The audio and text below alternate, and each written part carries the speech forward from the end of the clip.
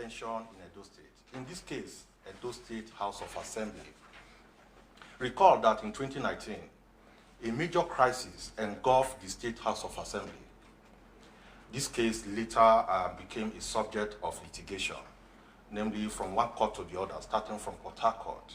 The governor and his anti-democratic elements took the case from Edo State, where you have a federal court, you have all stratas of court. He took it to Port Harcourt, and then there he secured a restraining order to stop the National Assembly from interfering in the issue at the State House of Assembly. This restraining order was against the effort of the leadership of the National Assembly, which at the time waded into the issue to save democracy. But unfortunately, our governor, Mr. Godwin Obaseki, is never relenting. He has tactically shifted the blame from himself to the judiciary, and seemingly they have effectively joined the fray, that is the judiciary, unknowingly joined the fray to arrest the issue, because the issue is perpetually in court as we speak, and elections will be next year.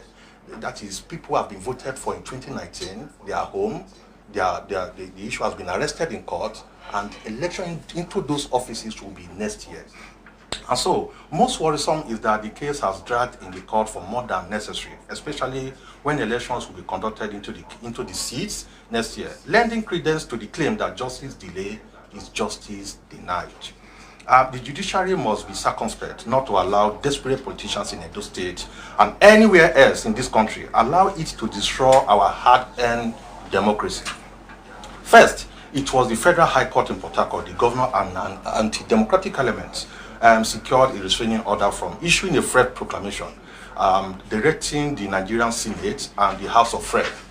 The court gave a restraining order directing the Nigerian Senate and the House of Rep from intervening in that issue, which is another area we need to look into in a democracy. Okay, the court also restrained the clerk of the National Assembly, the president of the Senate, and the speaker of the House of Rep, and all their agents from interfering in the State House of Assembly, Edo State. And thus, the case is perpetually stuck in the courtroom. This is allowing the governor to shield himself from the blame and responsibility, and to lay forth at the feet of the judiciary. You can imagine that, such that politically, I'm not the one involved, the case is in court, there's nothing I can do about it. But I think we need to call the judiciary and let them know that their image is being tilted in the mud. Therefore, those of us as the strategic advocacy outreach think this is a constitutional anathema that must not be allowed to fester beyond tolerance. The situation in Edo State is made worse by the absence of a functioning legislature, where the constitution prescribes a maximum of 40 members and a minimum of 20 members. A minimum of 24 members. Whereas we have only 10 members currently sitting in the Edo State House of Assembly. My brother's section 91 of the 1999 Constitution, as amended, can attest to this, that you need 40 members to make an assembly. You need, that is minimum of 24 members to make an assembly. Edo State has 10 members. Quite unfortunate. And as if the House of Assembly has been gagged, rendered useless, what is the judiciary in Edo State doing? That is the question. And so we are bringing the question to the judiciary now, because the executive has said, the case is not with us, it's in the judiciary. We want to ask the judiciary what is happening. We want to ask the judiciary in the country, in Nigeria, what is happening. Okay, we have therefore petitioned the President of the Federal Republic of Nigeria, President Muhammadu Buhari. We have petitioned the Chief Justice of Nigeria.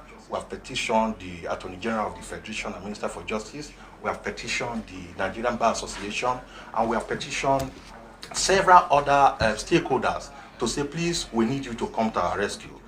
We drew their attention to the detention of democracy in the state and to appeal for rescue. Except that there is a sinister plot and connivance with the governor to rubbish the constitution.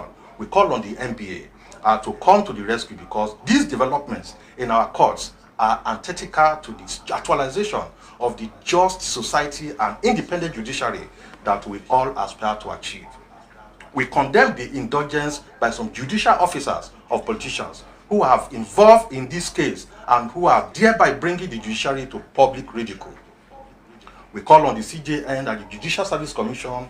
We call on the Attorney General and the Minister of Justice. We call on the NBA, among other stakeholders, to investigate and bring those culpable in this arrest of democracy and wanton abuse of the judicial process in the state, which, as in this case, involving the State House of Assembly, 14 members. Thank you so very much. We appreciate.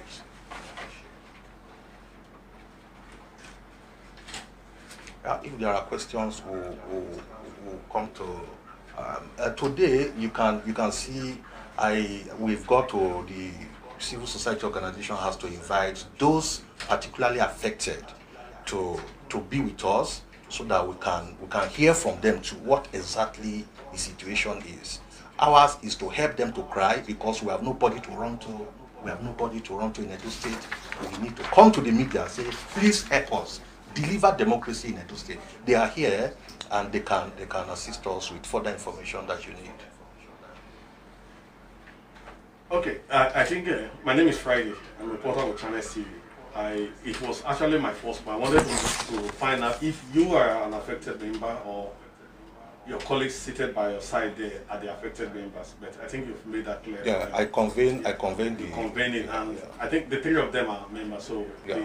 My second question will be directed to them, and any one of them can actually take it. I remember that sometime in 2019, the 14 members affected approached the Code of Conduct Bureau to also seek justice. What was the outcome of that your mission to Code of Conduct? Because I know that most of the matters in court may be subject to subsidies. You may not want to go into that.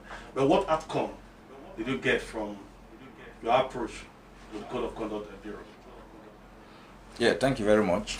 I am Right Honorable Chief Engineer Victor. You need to move the mic. No, change the seat. Thank you. Yeah, I'm by name Right Honorable Chief Engineer Victor Saboy Duro. To interest you to know that this is my third time in the Edo State House of Assembly.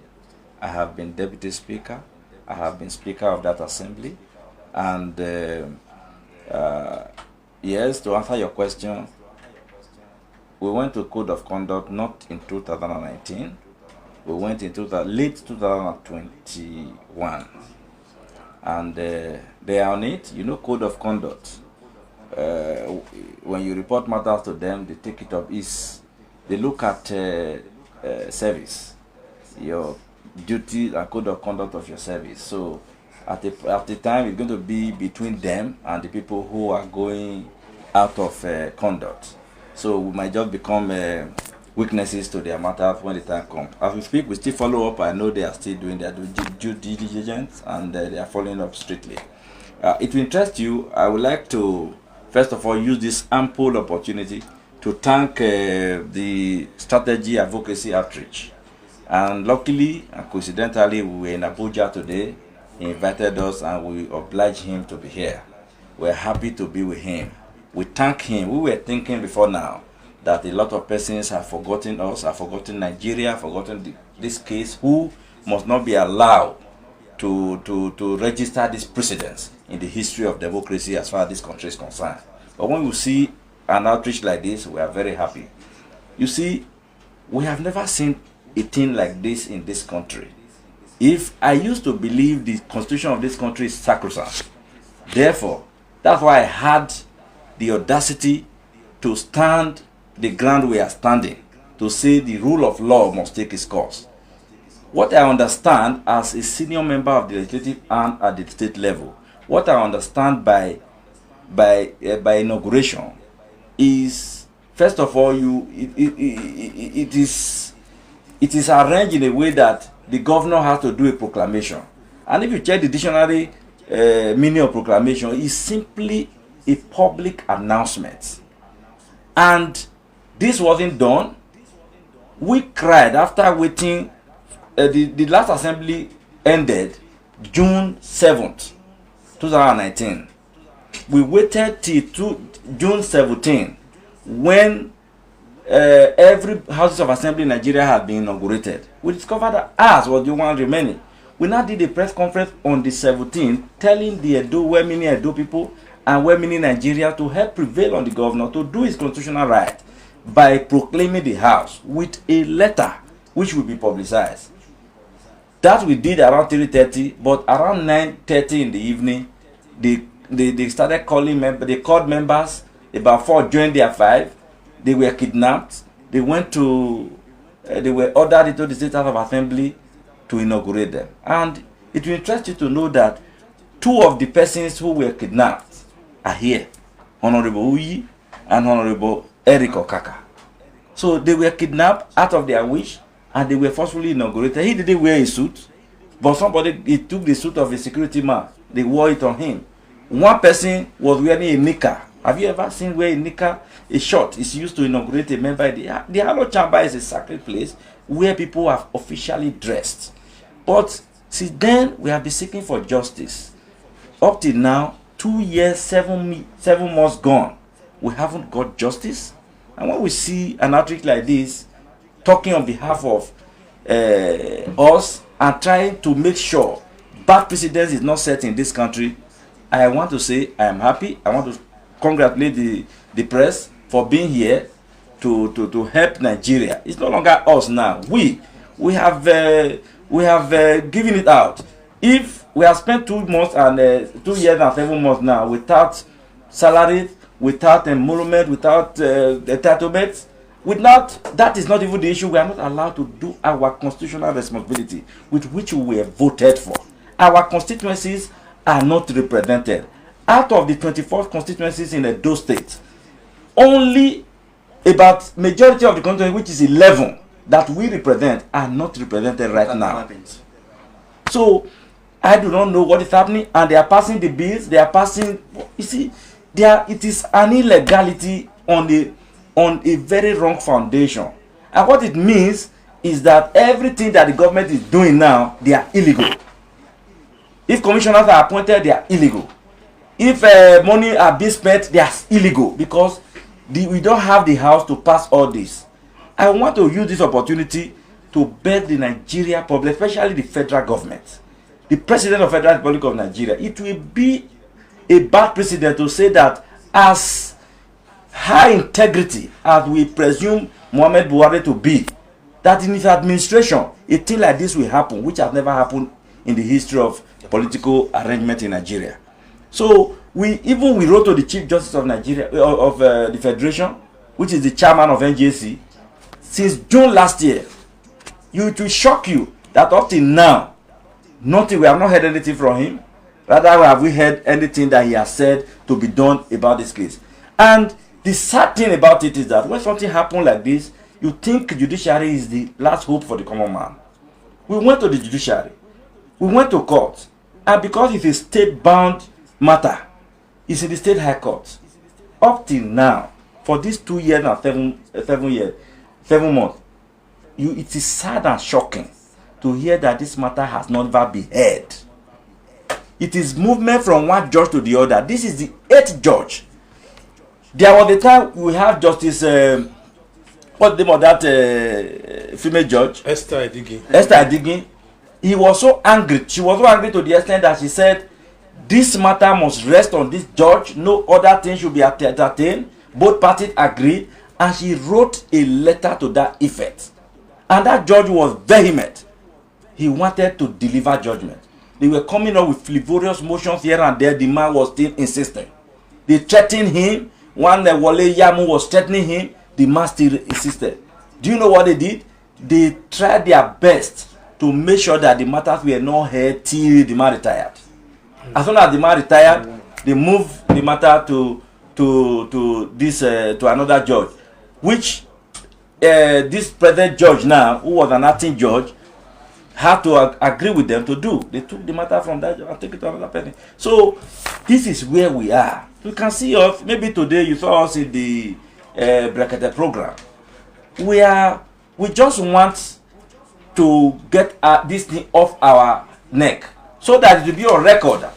When this thing happened, we shouted out to Nigeria. It's not as if we kept quiet. If they allow it to persist and this precedent is taken, by tomorrow when you see a governor using one member to do one thing in the house and keeping others out, people will not say that we didn't say our own when the time came. So that is why we obliged this press conference. We are here to collaborate with him and thank him and thank all of you for helping us to propagate this message. Thank you very much. Any addition? Yes. Okay. I don't know whether we should record this. They've done everything possible to make sure that even the code of conduct that you mentioned, they've even gone to court to stop the code of conduct. You can imagine how people want to use the court to rubbish the court. They went to code of conduct to stop the court, yes. But I know they can't because the code of conduct is a product of the Constitution of the Federal Republic of Nigeria. Well, he represents the governor's constituency. Okay. Yes. Can I say something before your Okay, question? please go ahead. All right. Firstly, I want to thank the Strategic Advocacy Outreach for the rare privilege. You know, I was almost losing faith in this nation. First and foremost, I'm Honorable Osasere Hosoi, representing Oredo East constituency in the State House of Assembly. As you can see, I'm a very young man. We're in a nation that advocates for young people to come to governance.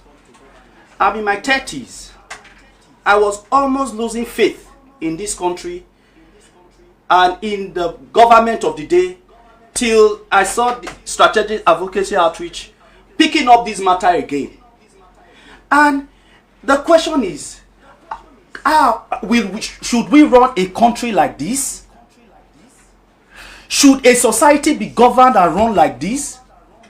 Where against my will, I'll be taken for an inauguration, offered money, I refused. Taken at night for an inauguration of 9 members. I woke up the next morning to say no, as a young man, refusing money. Then woke up the next morning to say no, this can't be, I cannot be part of that house. Shouldn't I be applauded by a nation that means well?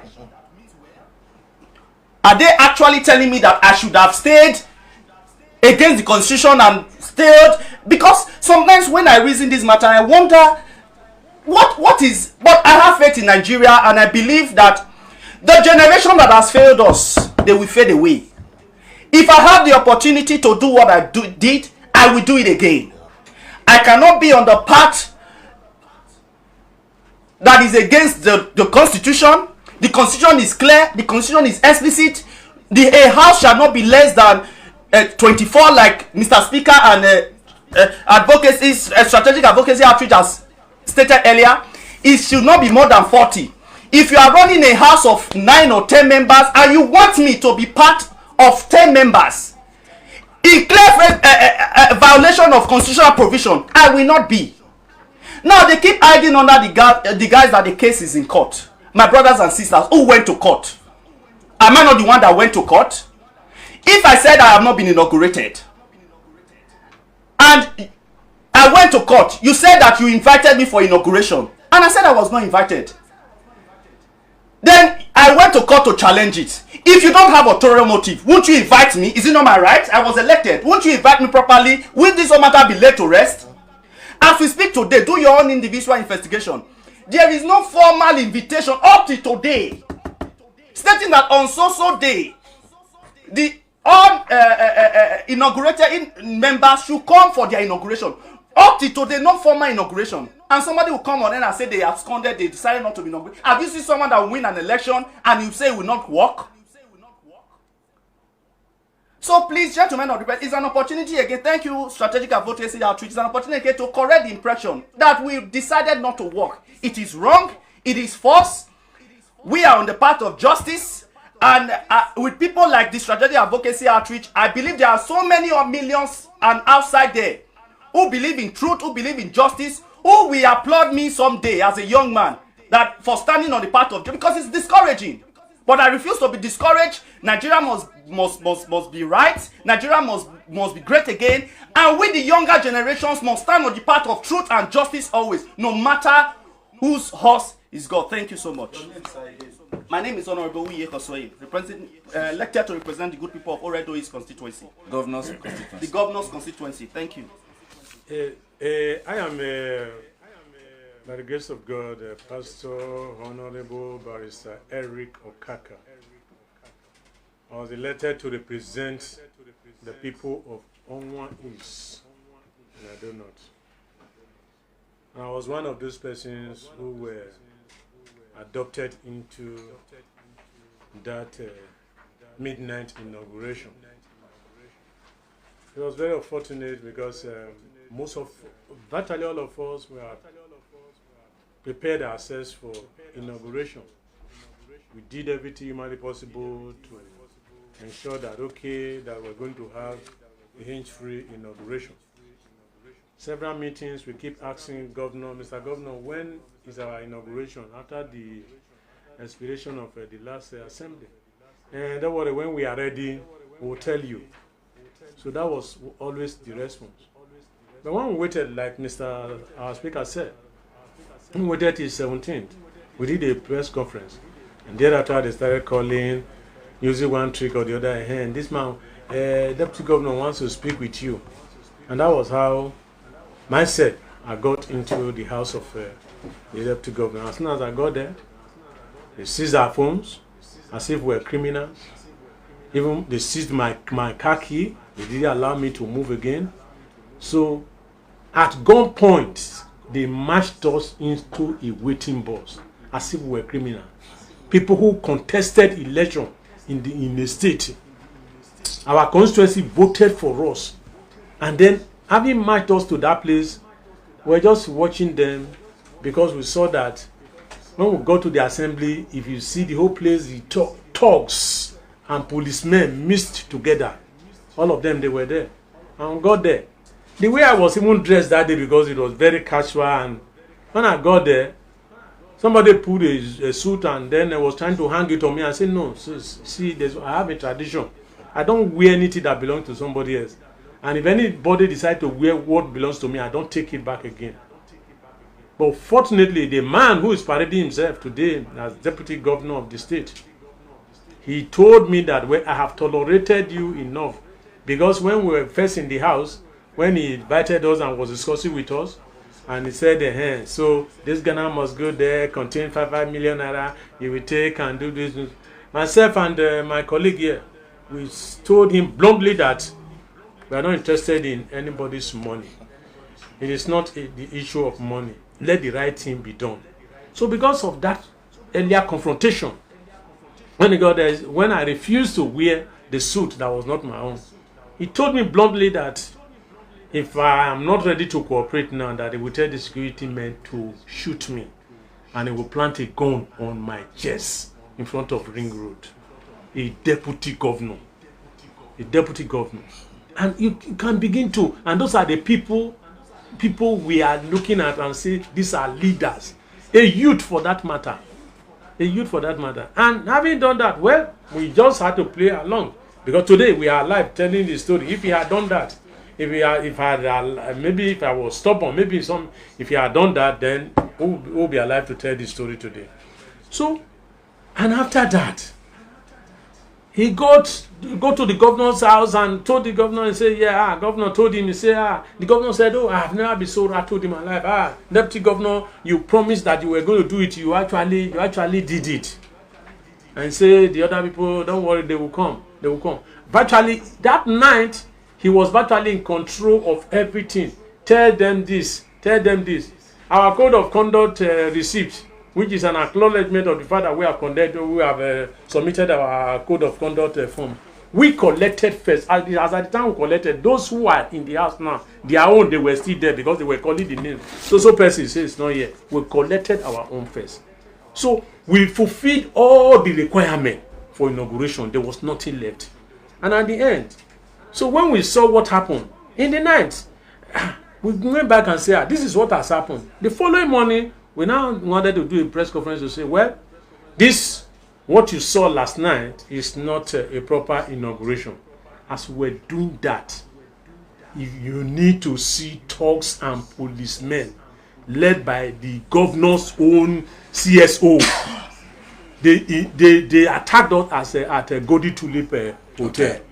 And in fact, we narrowly escaped death. And it was at that point, those of us who were able to escape, those who could not, they arrested Mr. Speaker and others, and few others. They took them to state CID. And when they heard from them and they saw this thing, some, even if we say policemen are bad, there are still some good ones. Some of them, those who are good, say, well, the best advice I will give to you, all the 40 of you, is leave this state now. This man, this governor and his deputy, they are very, very desperate, and they have vowed that they will kill all of you. And that was how we ran away from Edo State and we ran to Abuja for our own safety. So, and you see, you can see that the most painful aspect of it is that when you allow, by the grace of God, I am more than 20 years old as a lawyer. When we talk about precedents, something that has happened before, lawyers cite it. They say, in so and so case like this, something like this happened. And we want to convince the judge to say, since that one happened like this, let this one also happen like this. So a bad precedent is what is being said now. 2 years and 7 months. We're not talking about the salary or whatever it is. It's not. By the grace of God, God is still sustaining us. But our constituencies are not represented. And then there's a rape on democracy. Because if you look at what is happening now, for instance now, as a lawyer, I know that because of Section 91 of the Constitution, to pass a money bill, you need 2/3. And the people in that house now, they are not even up to 2/3 to pass a money bill. So all the legality that have been perpetrated and all these things. I listened to some journalists and guard when they say, somebody was saying that this man, he does not know what he's playing with. And that he's going to, because all these ones amount to illegality, and which, if not corrected, it might continue. Somebody else might come tomorrow and do something even worse than this. Somebody can even come and say, no, I'm not going to inaugurate the house. There'll be no house of assembly. And then, if you say why, they'll say, but somebody used 10 when the constitution prescribed they're not less than 24. And then, what did you people do?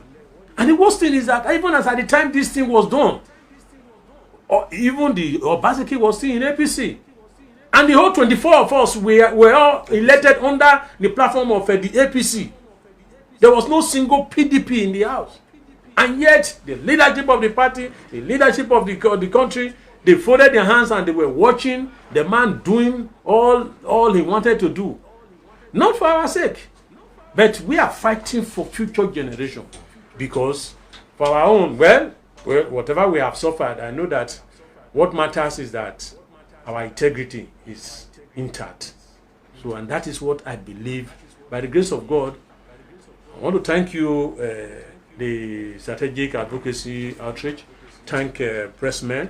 Thank you for giving us this opportunity to hear from us again, to get some details, because there are some of this information that are going on. Say, some of them, people say a lot of things which are not even correct. Some talk about, they wanted to impeach.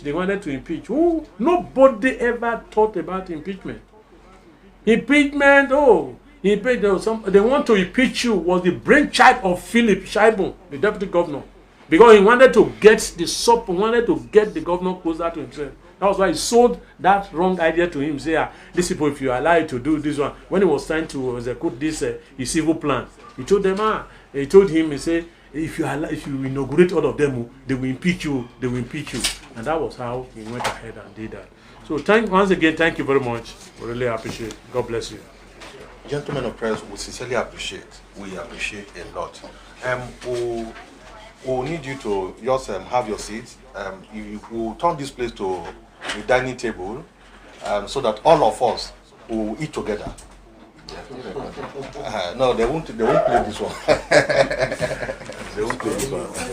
I want to just write the names. Okay.